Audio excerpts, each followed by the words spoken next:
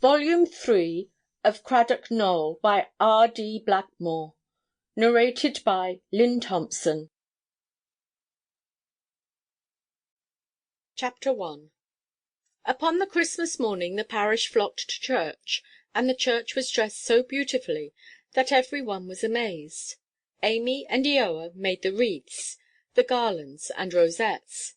There was only one cross out of the lot, a badly bred Maltese one, and Eoa walked over the barbarous pew–screens, like the Travises in a stable, springing from one to another, with a cable of flowers and evergreens, as easily and calmly as she would come downstairs to dinner.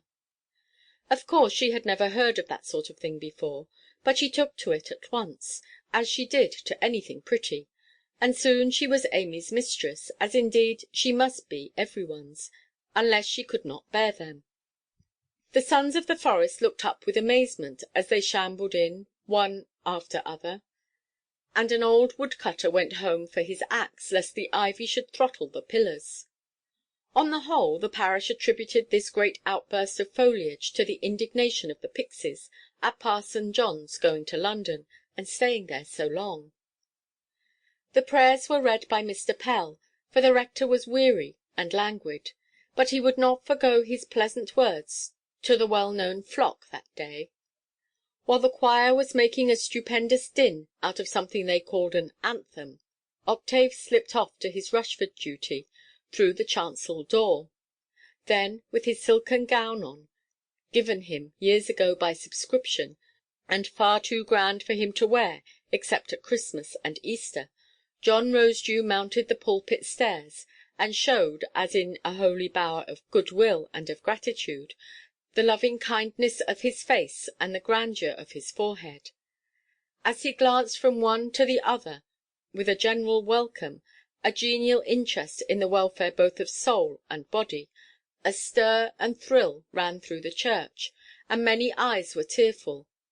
For already a rumour was abroad that Uncle John must leave them, that another Christmas day would see a stranger in his pulpit.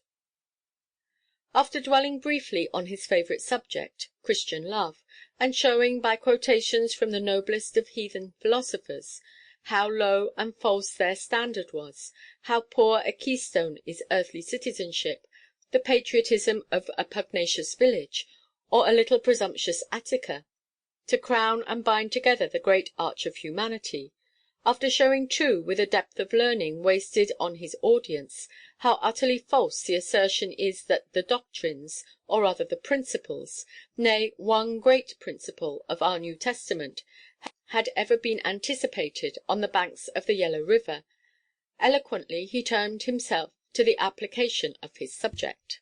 With some unconscious yearning perhaps, or perhaps some sense of home truth, he gazed towards the curtained pew where sat his ancient friend, brought thither, it was too evident, by tidings of his absence.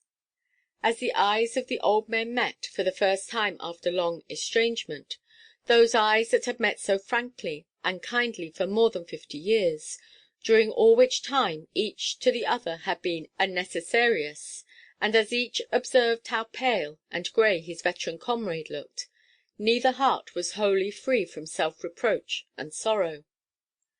John Rosedew's mild eyes glistened so, and his voice so shook and faltered, that all the parish noticed it, and wondered what harm it had done last week. For none of them had ever known his voice shake, except when some parishioner had done the unbecoming, and then the village mourned it, because it vexed the parson so.